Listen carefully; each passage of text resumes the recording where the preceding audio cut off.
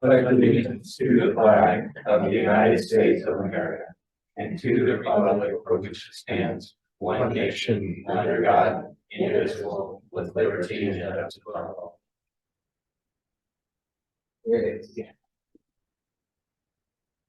Oh, Jason. Here. Christine. Here. David. Here. Steve. Here. And Liz. All present. Any additions or deletions to tonight's agenda?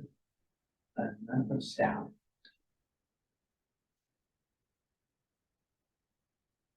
Anyone having a conflict of interest with any business that may occur during tonight's meeting needs to notify now. No.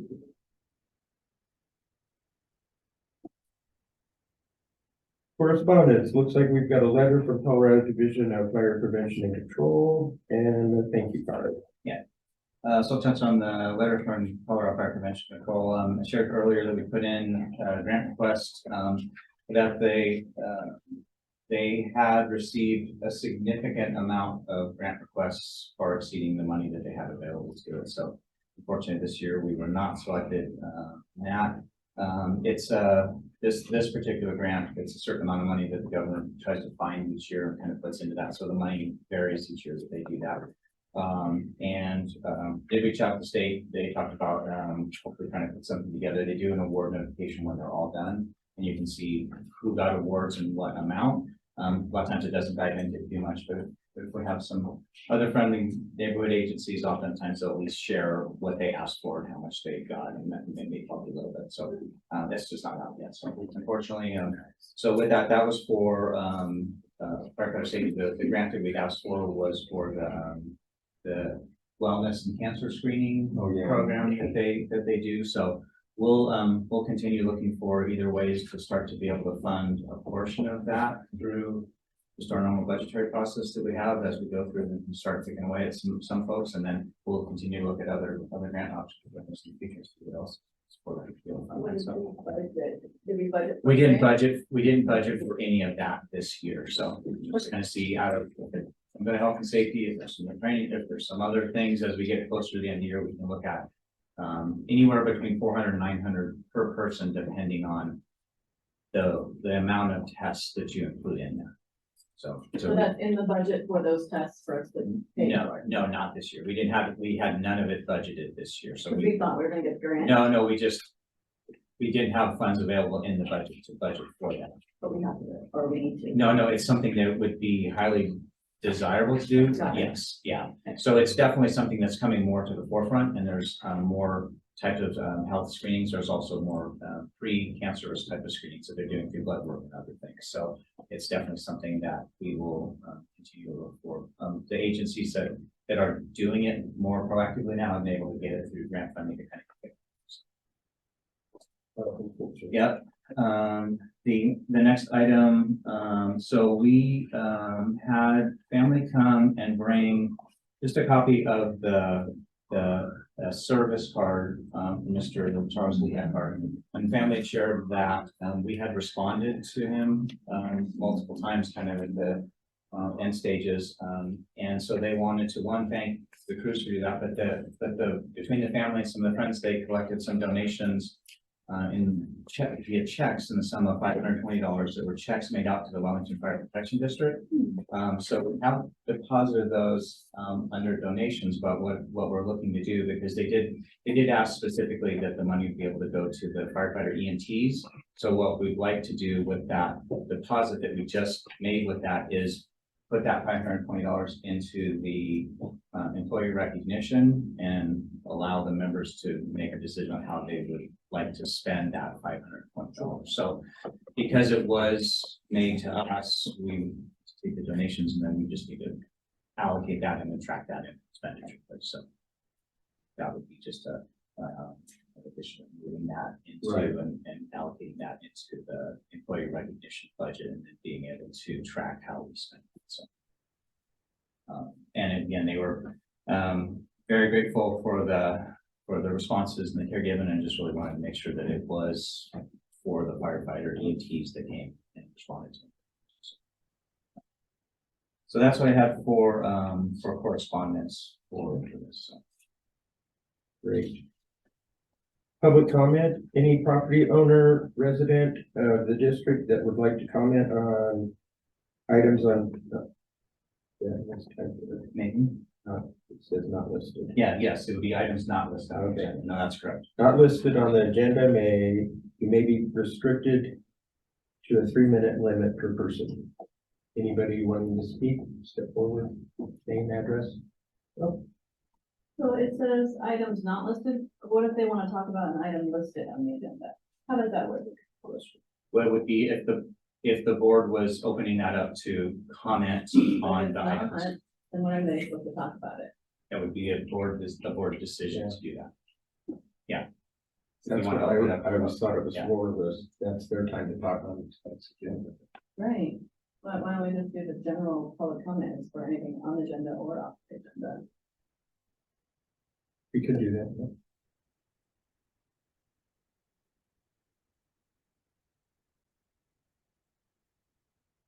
Okay, any guests or presentations? And none scheduled from staff. Consent agenda, first up, we have the regular board meeting minutes from March 8th, 2023. You approve them, and if you have any changes, comments, questions, please.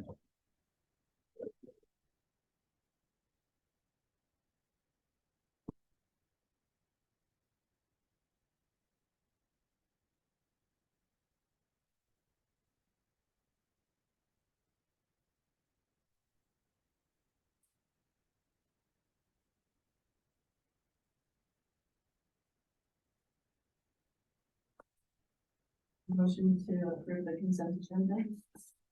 As presented. I'll second that. All those in favor? Aye. Aye. Chiefs report.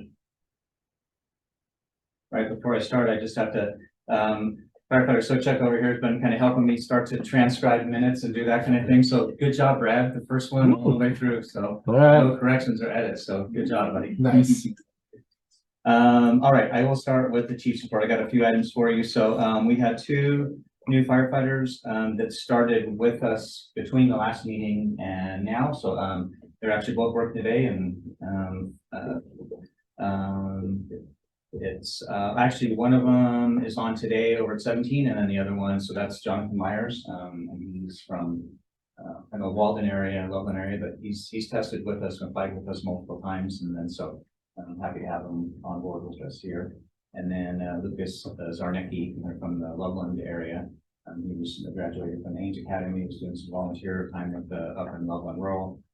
He's a former Coast Guard, certified with the Coast Guard in states and overseas. So a couple new folks, so glad to have them on board with us. So we, as I reported last meeting, the day after the meeting, we had our on-site meeting with the ISO inspector.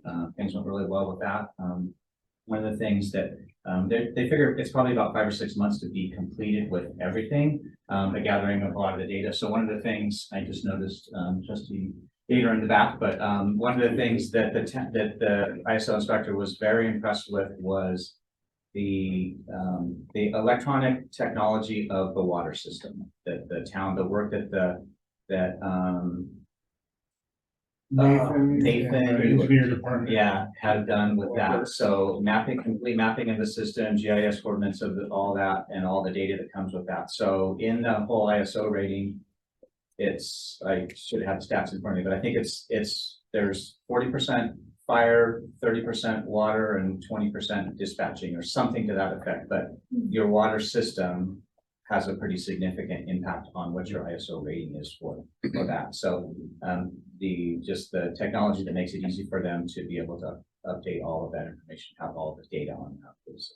So we're kind of waiting to see what the full outcome was, because it all has to get imported into the system. But the fact that they had it available, mapping, GIS stuff available, and was able to provide all that on flash drive, answer questions they need, that was pretty significant. So I think it'll feel pretty confident about the way that will work for us, at least for our hydrated portion of our district. So Was that a scheduled inspection or was that a stop? No, it's, so he scheduled it with us, but so and I can't remember exactly which are the last four, but there used to be two that covered the state, so there's only one now that covers the state.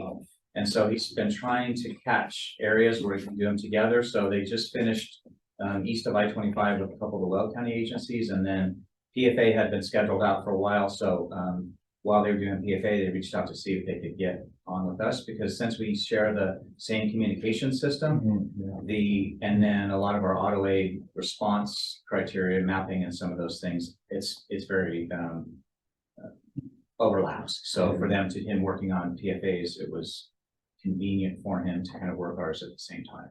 Okay. So yeah, it was kind of worked out. I think worked out well for us also. We were invited by the town, myself, to participate in one of the scheduled town hall presentations that they did, or town hall meetings to open up for the public. So that was held on April 4th, and the focus of it was emergency preparedness. There was Larimer County Sheriff's, ourselves, the Larimer County Emergency Services, and then Larimer County Office of Emergency Management. So an opportunity to just answer some questions and then field some questions from the public, really focused around emergency preparedness, and really kind of message as we were pushing forward really was the responsibility, taking individual responsibility to kind of prepare yourself and to be able to do that, because we just understand that in those type of large scale emergencies, if it's going to impact more than a household or two, the system's going to be impacted pretty significantly. So what you can do to kind of prepare yourself for that. So the other thing that we pushed forward really was the kind of the ability to sign up for no-call alerts or some of the other emergency alert notification stuff. So that well, it is recorded and it was published up there. Along with that, we're moving into our wildland preparedness season. So we are now scheduled, and it's not 100% final, but I think we're almost done on that. We had pre-booked it with Lita, but it's going to be Saturday, May 13th from 10 to 12 over at the station 17 property. We're a weekend off of the National Wildfire Preparedness Week that they do it on that. The impact for everybody kind of Saturday, I think it's Saturday the 5th is National Wildfire Preparedness Day. So when you're trying to get other resources to come help you and make presentations and have folks there to do that, it's pretty impactful. And so a lot of the agencies are scheduling stuff earlier and earlier, and not just fire agencies, but Parks and Rec and the Forest Service and that kind of thing. So I think we've got kind of the same players that were there last year. It was pretty well attended last year for that kind of that 2-hour window. So we're prepping and planning for that to take place on Saturday, May 13th, 7. We're updating some of the social media posts and stuff that we did last year, so we'll start pushing those out as soon as we have that final confirmation from Lita and a couple of our other community partners. So just on a kind of a pre-thought out budgetary thing, we've been really evaluating some of there's some things at Station 17 roof, some other leaks, and some other things at the station here that we're trying to get some numbers around, head around, making sure that we can take care of them, and patchwork phase now to defer any bigger issues that going down the road. But we don't have a ton of money in the budget right now for major station repairs and that kind of thing. So as you know, a little more, we'll let you know. But we're looking at just kind of evaluating some of those things to make sure that we're not seeing any major impacts that come from not doing some of the minor repairs. If there's anything more that's significant, we'll report it forward and make any changes. Was that due to recent damage? Well, we've had, so the biggest impact really, I think, from the roof issue is over the northern part of the apparatus bays, so the north facing, and they're aged, and so the roof is going to need a full replacement. But just with wind and some of the stuff, we did some patch repairs, a couple squares of shingles last year, and it's just kind of patchwork. So we're in that same place now before kind of the rain starts coming in, looking about, can we repair just a section of that will hold us for longer? Yeah. Just based off of sort of the overall price of doing the entire roof. So Wonder if that's the section we lost in the tornado, was it? No, that was on the opposite on the southeast end. yeah, so it's kind of north central. It's almost about where was it kind of where it would be on the more like the western edge of the bay before it starts to cross into the living quarters, kind of right around that.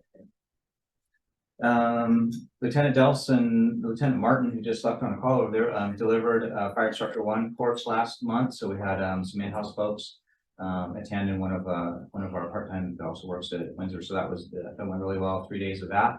And that's kind of the first kickoff of some of the other in-house classes that we're looking to deliver from officer courses and some of the other ones. So it went really well. So thanks guys for putting that together and doing that.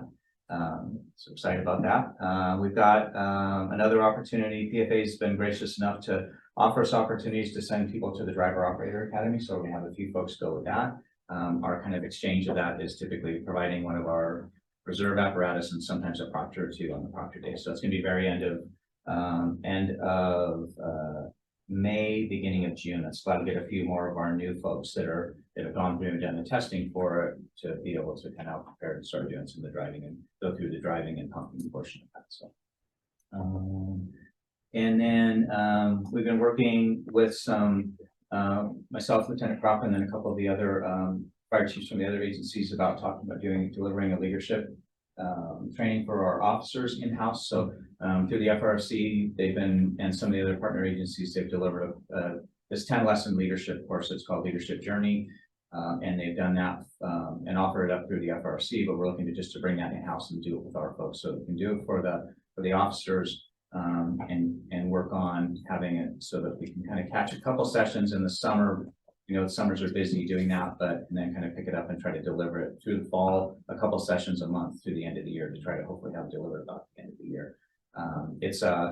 It's a really well received program they've done, and they've kind of adapted it over time. And there's some of the other instructors now that are other fire chiefs in the area that kind of picked up and have been teaching it. There was one Chief Randy Morowski, who's a retired fire chief from Loveland, and was with PFA for many years, taught that for many years himself. And it's now, as he stepped away, he's kind of passed the torch off to 5 others that have kind of taken portions of it. And so a couple of them are going to kind of come help us be able to take it off and start to deliver it for our folks and kind of build it. So very grateful for that. So one of the last things is we did our group, some of our staff got together. We saw a post on Facebook. One of the other fire agencies had shared some build plans for their turnouts, the firefighter turnout, PPE, drying equipment. So it was the commercial units run anywhere from, for the size that we built, about $4,000 up to $7,000 on that. So we're able to, as firefighters like to do, share the plans and things that they've designed and developed. And so a few of the staff here and some of the line crew got together between parts and pieces and some total cost for buying all the parts and pieces. We kept it under $1,500, and they were able to build it and do it here. So we've been able to start doing some of that. The good part of it for us is, as we watch our turnouts, you can't dry them in heat, you can't dry them in sunlight, so it takes a while for them to dry. So just uses large PVC sections, bounce house blower, and just blows ambient temperature air through them as you hang them onto kind of a skeleton wrap of PVC. So we got it out in the back in the turnout room, kind of see it at the end. But good job, you guys putting it together and saving some money and taking care of our PPE so that it will last longer. Yeah, that's all I have. If there's any other questions, board. Anything new with the zoning? So we have it on. Okay, yeah, we have it on there. So yeah, we'll go through that exactly. So yeah, I changed it around to a so it'll be on discussion. Okay, for us. So good. About that. All right.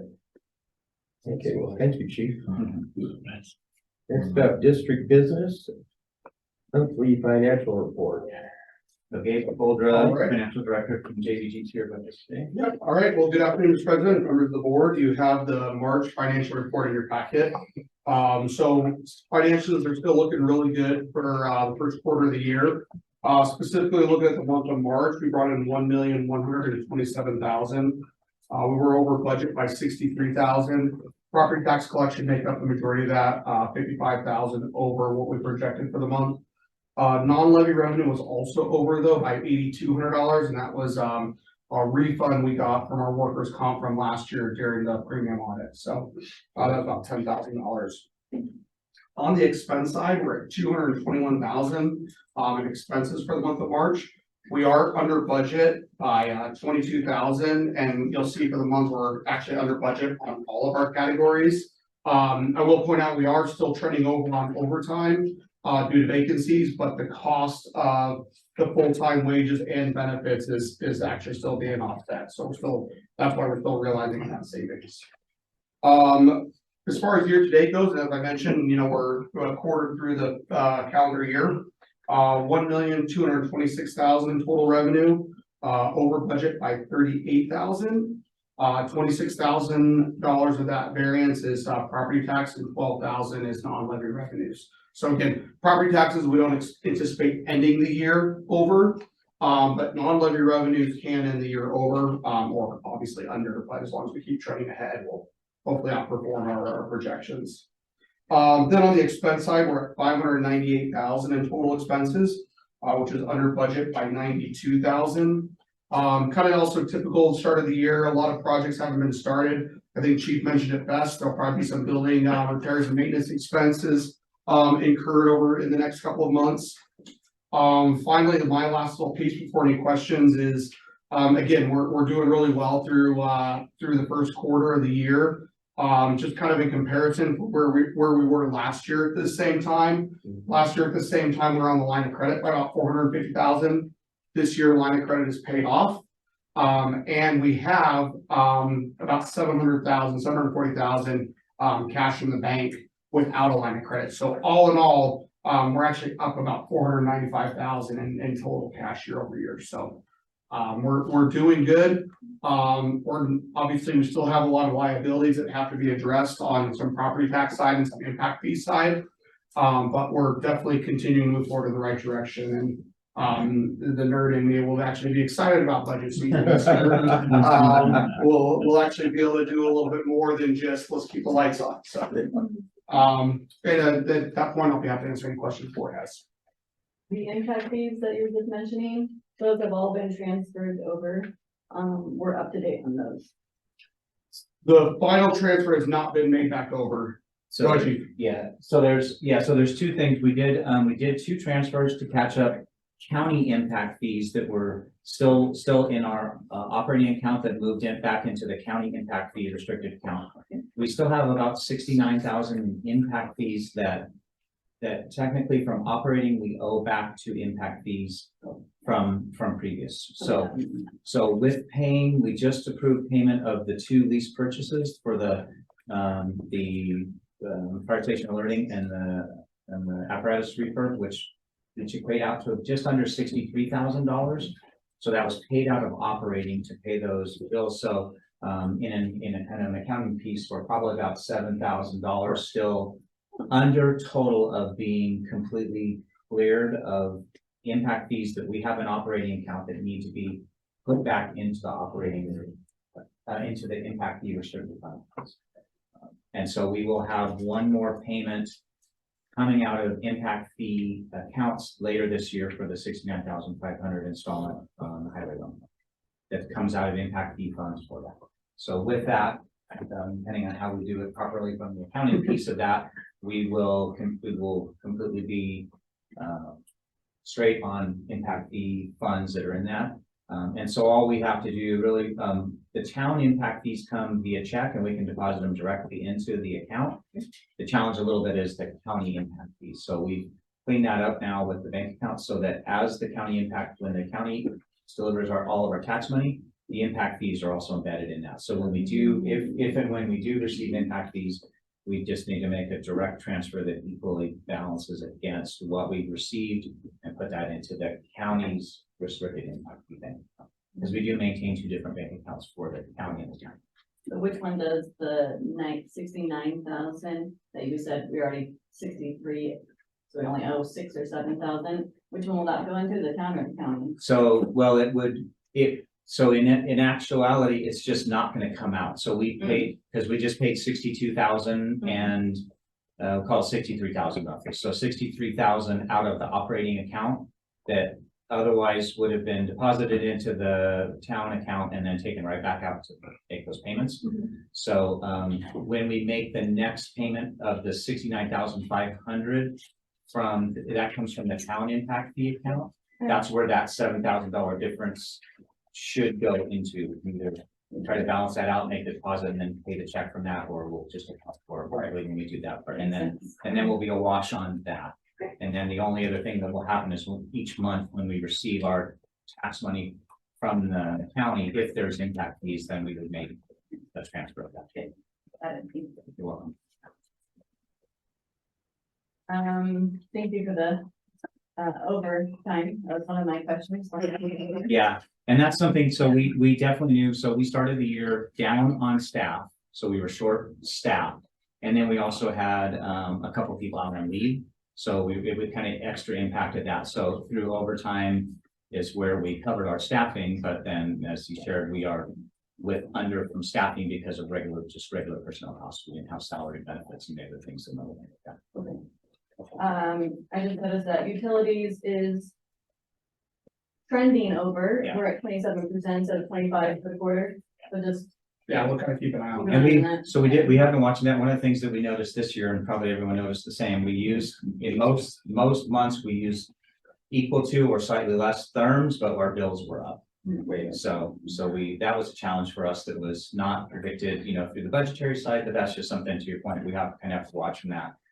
We have been playing dad and making sure the garage doors are down. We're not heating all of 3rd Street and a lot of that stuff, and kind of sharing that with folks, but just it's something that happens and we just kind of don't think about. So watching that a little bit, and so we'll transition now. Of course, 80 degrees, and all of a sudden the air conditioners went on. I turned the heaters off yesterday, so we'll continue to watch that. so professional fees is over 49%. Are some of those So yeah, that's yearly? no. So there was a one-time. So a chunk of that came from the hiring process. So when we do Okay.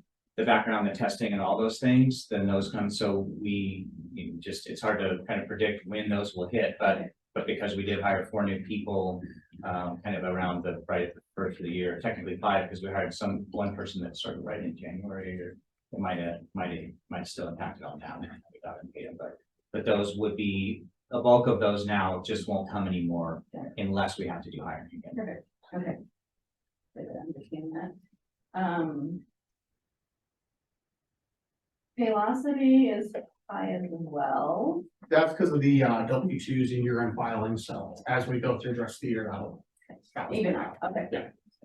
And then the interest expense, I noticed that we budgeted only for our leases, but we didn't budget for the LOC interest. Was that supposed to be categorized somewhere else? Yeah, so when we did the actual budget, we lumped all the LOC, both repayment and interest, into one line item.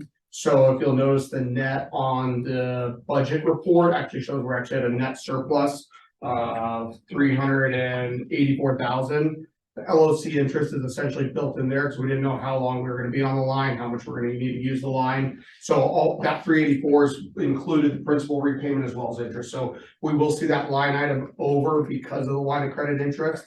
But the funding was set aside to address it. What line item are you saying that you put it in? It's a net, so on the financial statements, it's just reported as our kind of our net income. Because it's not, we just kind of on the budget reports, we just looked at it as all in all. The budget was developed kind of more on a fund level. It's allocated for principal and interest. You're talking about that. No, I'm talking about a fund basis accounting budget, which is how we budget, but our financial statements are kept on an accrual basis. Got it. So that's why there's no line for retirement of line of credit or the principal portions of our lease purchase payments. So then how are we gonna account for the overage on this, We're gonna just see ourselves over on that line of credit interest and have to watch that address if we end up going over in totality on it. So then there would have to be an amendment if we do go over. so it has to come out of something else. Got it. Correct. Okay, thank you. We'll watch that. And we have now paid off line of credit. We've paid the lease purchase payments for the year, so we're done. Right, we're done. So there's no more, in theory on those, there's no more to pay for the year. Yeah, so we are gonna be over obviously on that line item. We'll have to watch if we end up over in totality on our expenses, then we'll have to bring back an amended budget to the board to address that. Oh, hopefully not the Yeah. total of expenses, but just. I hope that not. line item will be- That line item can be over, yeah, we're allowed to be over on line items, we're not allowed to be over in totality, so. Okay. Oh, and then the iHeart Media just needs Yeah. to be changed to. Yeah, I already, I This responded guy, to you on so that. Yeah. it's incorrect in this report, so can we just get a corrected report that we then file? So, I think from a procedural standpoint, this is the financial report for the month. Next month's reports will be updated and have changed from based on those changes.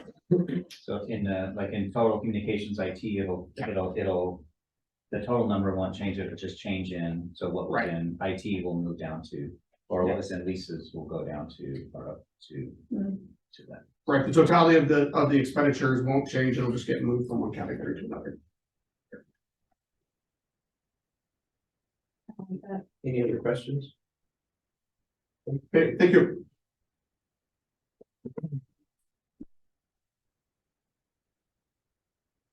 Okay.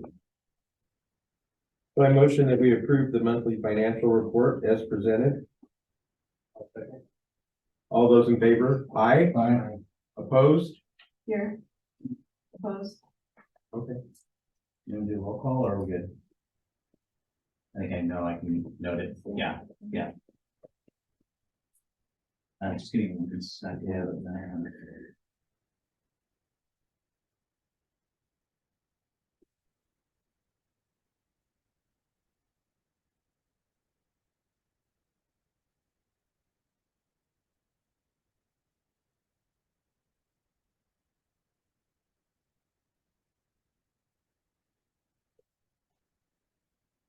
Good deal. Moving right along, my favorite thing. Next up, we have resolution 2023-01A. Resolution rescinding the declaration of a local disaster emergency pursuant to state statute 24-33.5-709 CRS.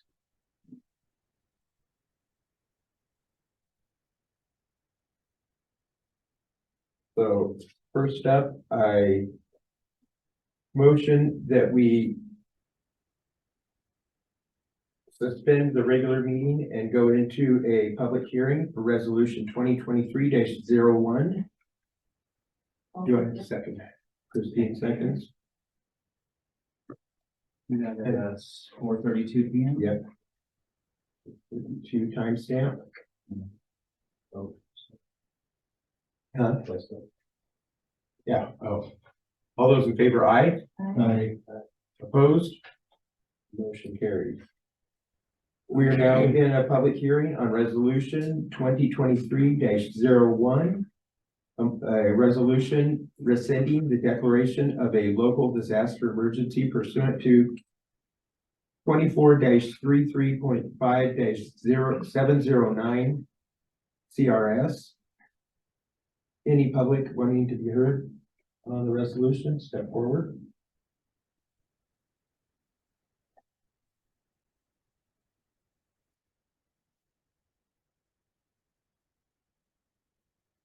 No public is wanting to be heard, so I motion that we return to our regular meeting for disposition of such resolution at 16:34. I'll second. Christine seconds. All those in favor? Aye. Opposed? Motion carries. I now present the disposition of resolution 2023-01. A resolution rescinding the declaration of a local disaster emergency pursuant to state statute 24-33.5-709 CRS. Well, I didn't prepare a full staff report, but I did include just a couple of the other recent resolutions and decisions. So the county did, the board of supervisors did rescind theirs effective the 28th of March 2023, and then there's also a FEMA letter attached with that for FEMA. They've done that, and then all other COVID funding of those things are going to end effective May 11th. So basically, everything that's around us is in that following that same thread. So to kind of Thank look God. focus on that. Thank God. Okay, so we are now in the discussion phase of the disposition. Anybody have anything, comments, questions?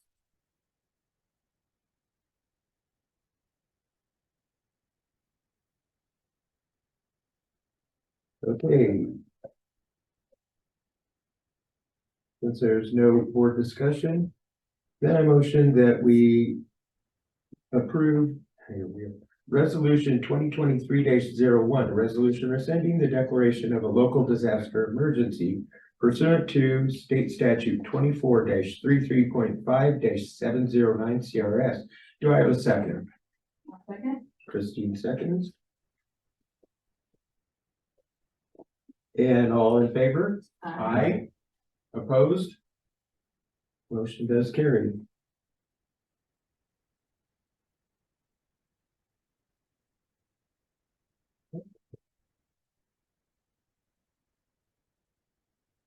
Okay. Next item is Town of Wellington zoning map update. No, Did I miss I something? probably got notes that are taken over, yeah, so it'd be number 4, the WFPD board. Oh. I did. Now I start, my brain starts going in. I should know better on some of these. I need to leave more space. That's okay. There's lots of motions and seconds. Back up a notch. So we're now on discussion and possible action for revised WFPD board bylaws.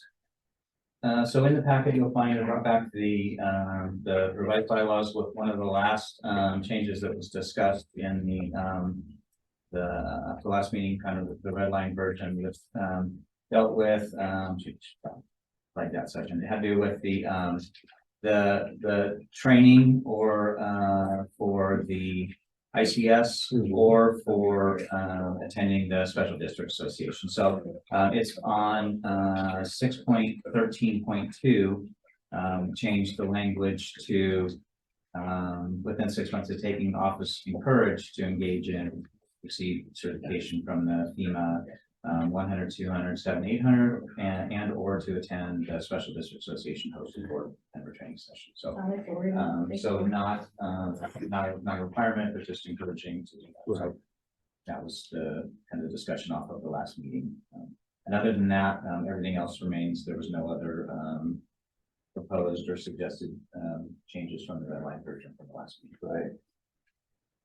Because I think the only time that would ever really come up is if we had a federal grant that they were really. And if we remember, sure, as I found other versions that others are using, nobody else has that in there anymore. Just in that discussion, there's kind of the conception of, yes, I feel like there's that, maybe it's happened, but there's not anybody that knows of that they were to turn down a grant because the board or the governing body did that. Right. Often it does fall in the actual employees or members of that group, whether you're participating in that.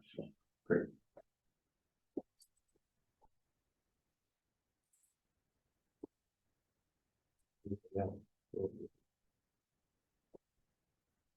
Any other questions, concerns?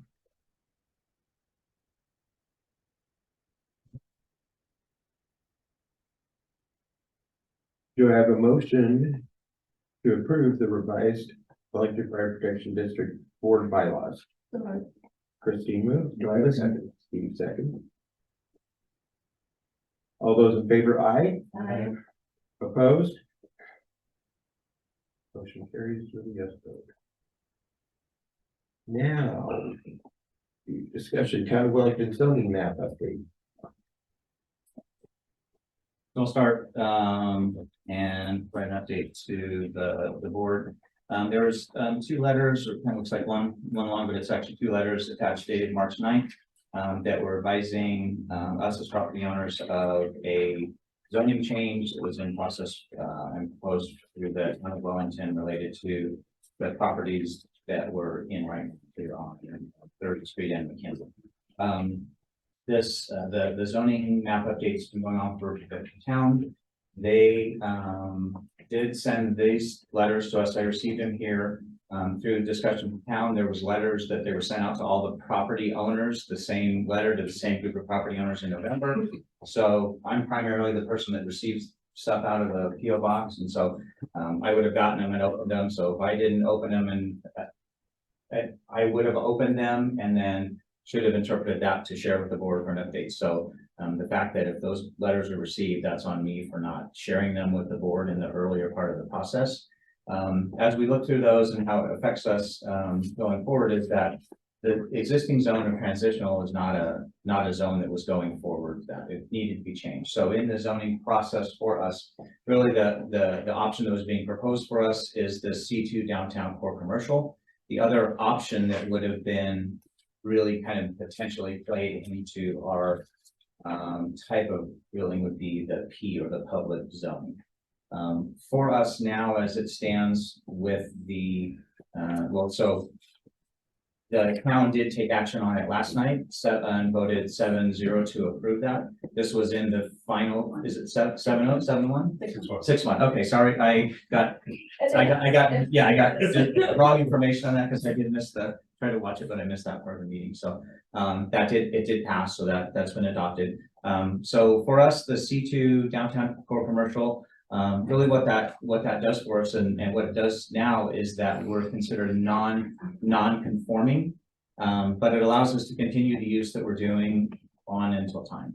What it does for us right now, and when some of the potential impacts for us, is it changes, and if we are looking at adding on, we would not be able to add on without meeting setbacks, current codes and all that. But where we stand today right now, or let's go back 4 days ago, before when we were still transitional, we would have had to meet those same things now. So the current building that we have right now, had we looked at our lots and that kind of thing, we were trying to add on, we probably don't meet setbacks already. Right, so that kind of a thing where we sit right now, if we look at where we are on lot lines and that kind of thing, we probably couldn't rebuild the same building a month ago under that transitional zone. So that doesn't necessarily have an impact on us as we go forward. The other thought is that if we have major catastrophic loss to the building, what we have to do to go through the process to be able to be approved to continue doing the same operation within the current zone, because we're a non-conforming, just through the process of variances, waivers, and those type of things that we would have to go through and be approved to be able to do the same operation. But we would have to rebuild within meeting all of the codes. So setbacks, zoning codes, building codes, electrical codes, which we would have to do no matter what. It doesn't, as we stand today, or as we stood a month ago and we lost this building, we would have to come up to whatever the current building codes are, energy codes, electrical codes, fire codes, setbacks, all of those things. So from a change in its long-term impact on us, it's negligible on that side. The other piece really is, I guess, that from conceptual, or from a more of a professional opinion on what that would look like, is what the C2 zoning does for us from the property value long-term versus a P zone. And there's still a process ahead for us if we really felt like at the resale time that we didn't want to be a C2, which is not commercial, and everything else is that. If P was something that we felt like, but that really, and if you look at what's in the public zoning, would handcuff what a potential buyer would be able to do with that property. So that's kind of where it stands with us right now on this property, with that being passed last night. The new zoning for this will be the C2 for these properties here. And really for us, no change in operations now, no change in the operations in the future. If we did have a catastrophic loss of something, that we would have to follow the process to file for applications, file for permits, and do that process. Anyway, when the time came to rebuild, we'd have to be able to do the planning to rebuild within what all codes are in that place. The other discussion that we can look into more, and typically defining your insurance policy, is you're insured for like a replacement cost, but there's also some other line item that shows in there to assist with bringing your home, your building up to current codes. There's a certain amount of line item that has a certain monetary allowance, typically based off a percentage of what that is. So it's expected in a catastrophic loss that when you rebuild, whether it's my house or somebody else's house, when that time comes, you're going to have to build it to whatever the codes are. and that there's going to be some cost that's associated with that through the permit process and application fees and all those things. So insurance will typically cover a portion of that. So I think from the long-term look at what is our financial potential impact or loss, I think our potential financial impact loss would be different if we were out of zoning, but then wanting to eventually sell or move that. Not that it has a bearing on ours, but just in confirming the other city facilities that are within this area, the town-owned facilities are changed to C2 as well. Yeah, the only difference is if we wanna add to this, because P Public has no minimum setbacks. And their maximum height is 45 feet, where C2 maximum height is 35 and they have setbacks.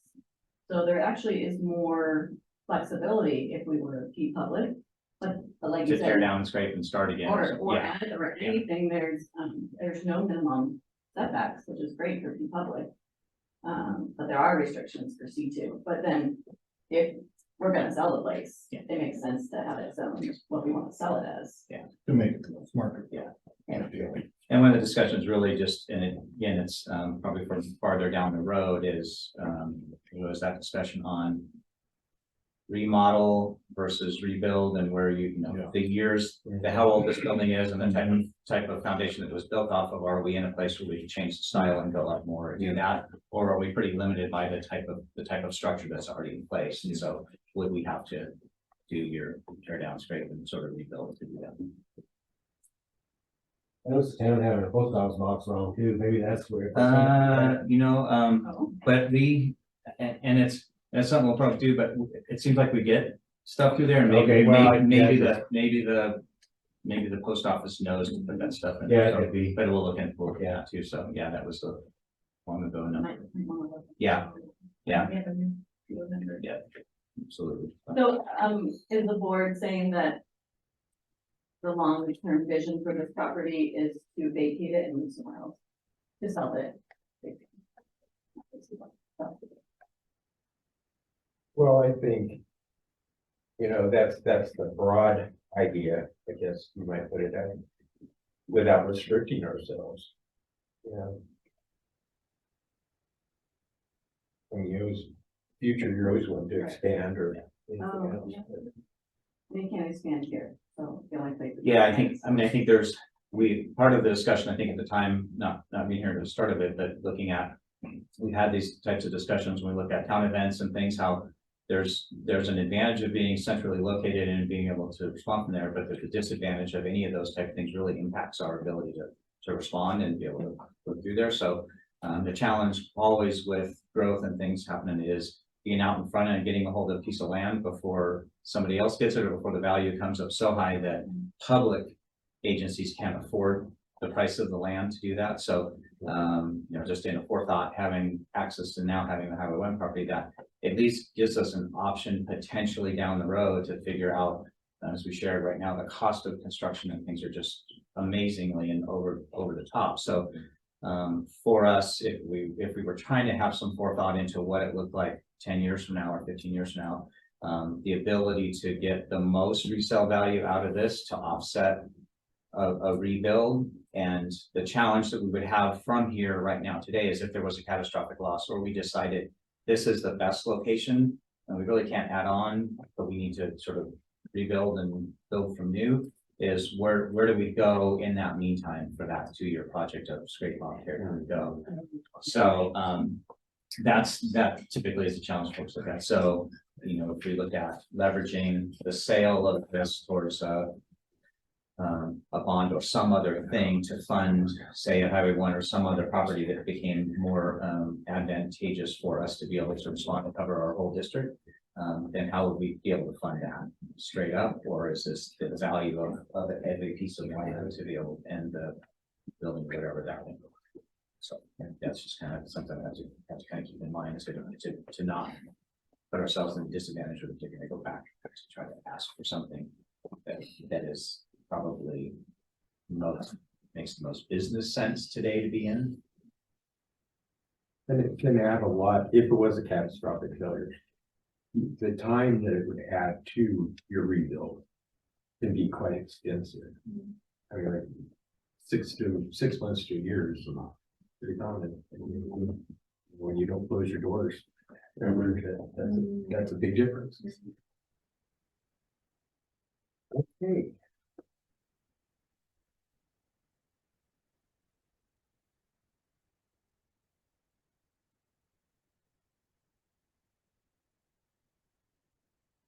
Guess there's really no action to be taken. is No, there? it was put as a discussion if Yeah. the board would like to bring it back for some other potential action at any other point in time, then it could be brought back. I don't see any time in the near future that would. Okay, everybody. Good where we said.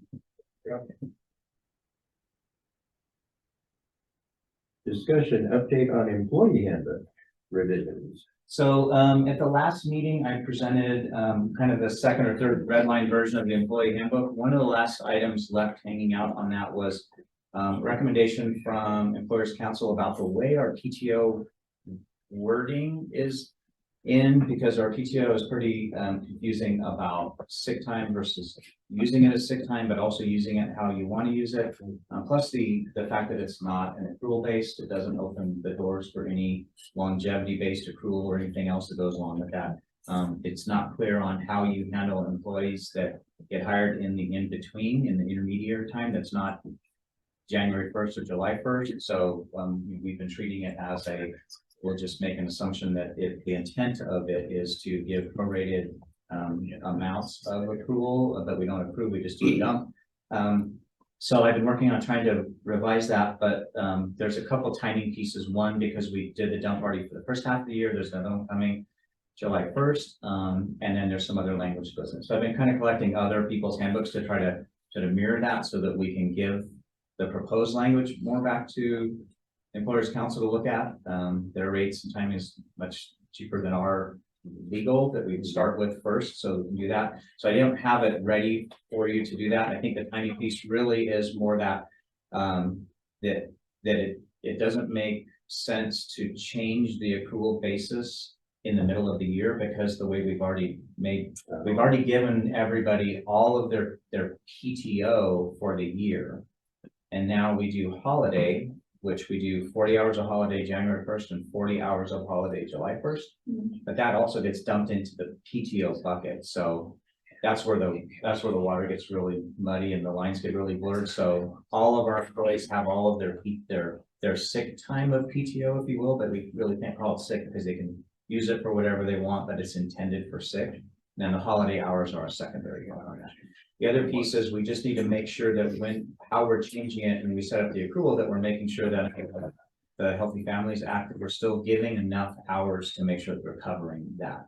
So there's still some more language to work out on that. So what we'll basically decide is whether kind of following up into the next meeting, it makes sense to adopt everything else in the handbook and make that the updated version of the handbook, that we would then come back the latter part of the year with new language for that would go into effective January 1st. So in advance of that, so people know that changes. So that's kind of where it stands right now, as I get some more language to put together the proposed language that it would look like. That would suggest it mirrors more what other agencies are doing, and ties into that accrual based, so that we're able to have folks come in, accrue their hours, rather than either dump or some prorated amount that doesn't recognize longevity, if that's an opportunity to do that. So, or when that's an opportunity. So I'll for sure have an update and hopefully have a red line version at the next meeting to kind of look at what we will look at, potentially propose for that. And then likely bring back a version that we could look at adopting for now and for the remainder of the year, and then still have that. If it's not finished, we know that we can continue to work. Yeah. Okay. Discussion item, update on board election process. Okay, I've been continuing to work with our designated election official. We're still on track for holding the polling place election here on May 2nd. A couple of the other things we've done the public postings need to happen through the paper. That's done. We've now done our postings at the polling place, which is going to be this location. We've now reached out to to a group of election judges to try to, secure the election judges for that day. We've been able to, rent and reserve ballot stations, ballot boxes from Larimer County. And so a lot of those things are all that stuff's done and in place, and we're pretty much now ready to go. We did have, one candidate, Vito Palmieri, officially, withdrew from the election. The ballots had already been printed, so we're in kind of the same situation that we were last year's election. So there'll be one candidate that still shows on the ballots because the ballots are printed. And their process, at least last year, and our designated election officials looking through just to make sure that how they do that part of it. But last year they posted where the sign-in station was to do that. They posted a notification that that candidate had withdrawn from the election. And then when they did the election judge training, then they also notified the election judges, but that still doesn't necessarily preclude somebody from just casting ballot. And so I think it's how they word the proper language. I think that last time it was something like any ballots cast won't be counted towards anybody else. Right. Be a ballot cast. So he's working through that part of it.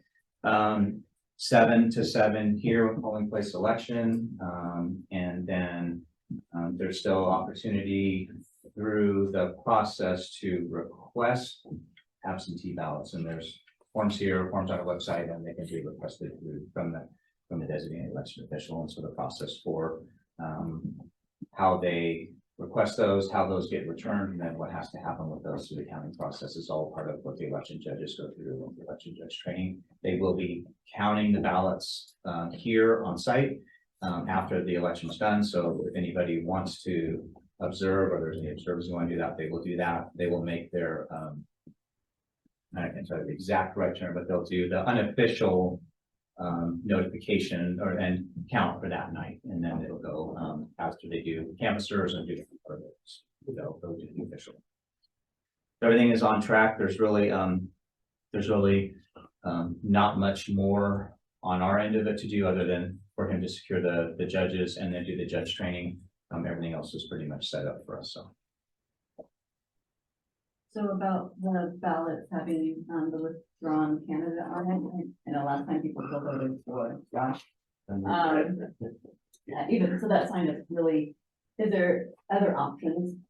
I don't, that I don't know, but I know that happens from the countywide when people, because they print the ballots so far ahead, they're just printing thousands of them, so that there may be candidates that fall on those, but in some of those, I don't know, even notified that candidate is not in the election anymore. So I know our designated election official is looking through the process to make sure that they do what they can if it's in that type of application. So or legally allowed to do Yeah. it if the election judges can tell them when they give them the ballot. Yeah. Maybe verbal as well as visual. Yeah. So he's looking into what he can do on that. And so, and I don't know if that's him to decide on that, if there, if there was tell one, tell all from the election judges or some type of a thing to make sure that they're not, that they've told everybody and not missed anybody if they're doing it as a verbal type of thing. So, but that's what we got him and to do that as a professional to do that for us. So, or once a year, once every couple of years election. What's that? And then I had a bunch of questions that I emailed Kurt and received you on. Would he be the best person to get? Yeah. You know what? You don't know this. Well, I know the only piece I can answer to is I think they was asking about emailed ballots and no ballot. There's no emails. There's no emails of ballots. Somebody they can email the request for an absentee ballot, but then that absentee ballot is it's an actual ballot. So then that goes to him. It's a different type of the ballot, so they keep track of that. So that then that ballot has to be either received to him in time, or someone else as a proxy, I believe, can then drop it off. The interior has to be, but it has to be received. It has to be received. The actual ballot has to be received at one of those locations by the time that the election closes. But he would be the better one to answer that. So the only ones they can count after is the UOCAVA, however that acronym goes. Yes, the overseas. So those have a window afterwards, but the absentee ballots don't count in that UOCAVA But he would be the best to answer it, Jake, exactly. And then the other question, someone was saying, or I don't know, asking the question whether a stack of ballots can be put in public places. No. You have to request and it has to be individually given to you. No, yeah, so you have to use a absentee ballot request, the actual form that's provided to do that. And so that's the only way somebody can get, and then on that, there's an affidavit of stuff, and that's how they, the same way that they're utilizing and they're in the process now of doing the registered voter list and then the property owner lists, and then they have to go through and validate those. So they would do the same thing for an individual that's requesting an absentee ballot. It goes through that same process to validate that they're somebody that could cast a vote. Got it. Okay. So the part I can't explain for sure is how they now make sure that that person is the one that, fill it out. I can answer to that. So.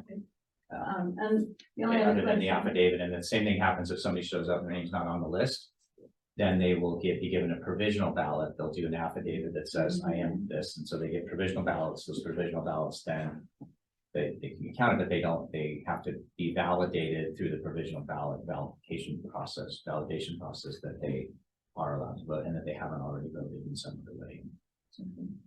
so, just wondering if, about the SDA workshop for the new directors.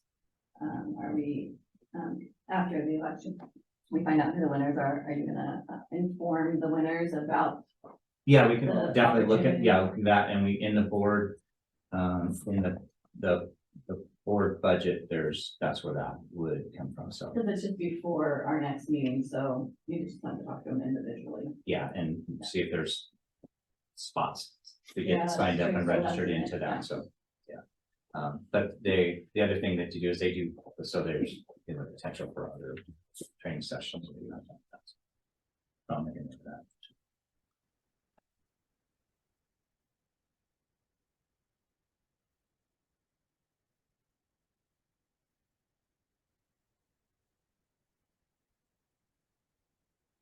Any other questions on board election process?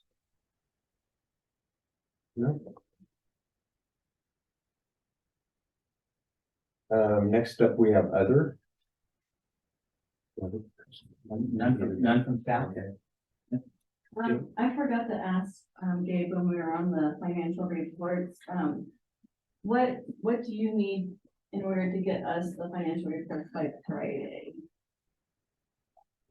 I think it's just sometimes a challenge with the cutoff of the month and other workload. I mean, we do the best we can to get them as quickly as possible. And accurate, so if we try, I can't guarantee it. If we moved our meetings to the third Wednesday of the month, would you then be able to get it to us before, the Friday before? Would that be helpful? Yeah, if the meeting was moved another week out, yeah, that would be helpful.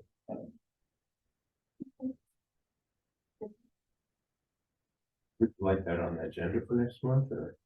Next month, I think it is the third, because. It's the June one. well, that's- June one, It's yeah. June one, yeah. that's on it. Yeah. Okay.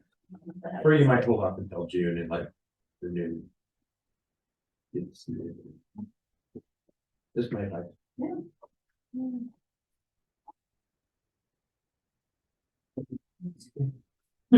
June will be easier. And that's only the third, it's like literally the last, it's because it's 7/14/29. If we could just schedule the second Wednesday for the 14th every month, I'd be happy with that. Other. I do have another, but I'd rather finish up with calendar items and announcements before I go into that. Okay. So, once again, moving along, calendar items, There's a couple items on there just to catch up. So district board election, May 2nd. Our next regular board meeting will be May 10th. And then, for the board's approval, I did make a request to reschedule the June pension and regular board meetings for June to the third week. So that's June 21st. We have updated the website, our board calendar that's posted, linked to the website, and then the board meeting dates that are on there. So kind of reached out to all those.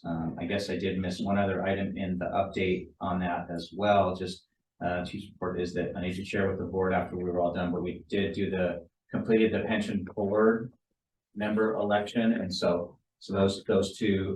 So it was member Ranville and member Reed that were elected.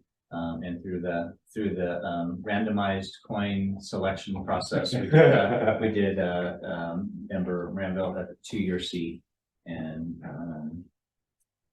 member Reed, okay, was back here earlier, has the 1-year seat, which all in the grand scheme of things worked out right, because she would be finishing the 2nd year of his seat that he took over anyway. So the 2-year seat would have been the one that was open. So got that way. So that pension board. So the only other discussion that we had, maybe worthwhile, we can just decide it at the May meeting, is that we did find right before the June meeting this year, no, last year, was that because there was a turnover in the pension, and I think we'll be okay, but we seated the pension board members.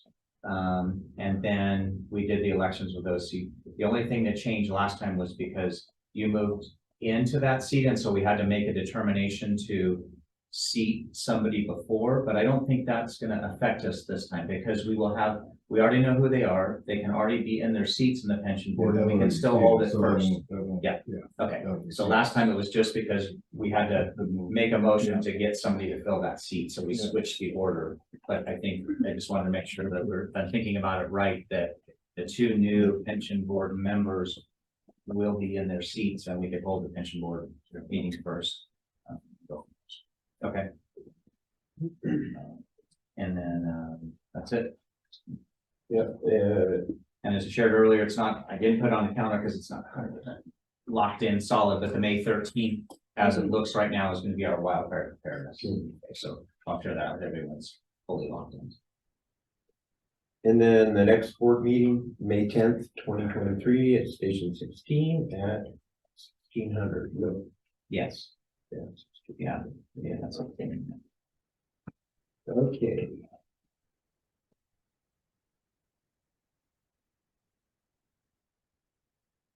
I'll make this short or I'll get really emotional.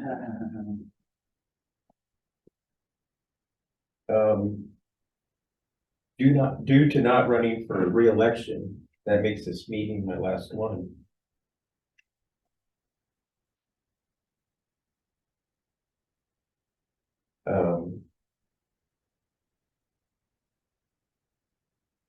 It's been a good 30 years. You know, David Pearson recruited me in the spring of '93. And ironically, April of '93, I became a volunteer. Never imagining that it would ever lead to 30 years later. But I want to thank David for that.